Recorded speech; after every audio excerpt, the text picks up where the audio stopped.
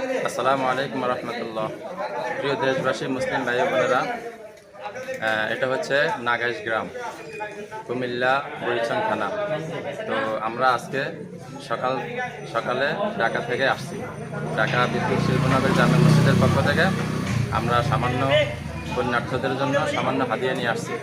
সেটা হলো কিছু চাউল এবং কিছু নগদ টাকা।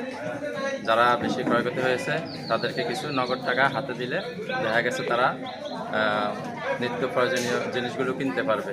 সেই জন্য আমরা আসছি। এখানে দিতেছে, মোটামুটি অনেকগুলো দেওয়া হয়ে গেছে, মানুষ চলে গেছে, এখনও অল্প কিছু বাকি আছে, আমরা দিতেছি।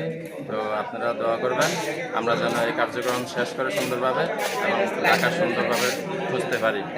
আর এখনও আপনাদের যাদের সুযোগ আছে আপনারা অবশ্যই পুণ্যার্থদের পাশে দাঁড়াবেন, সহযোগিতা করবেন।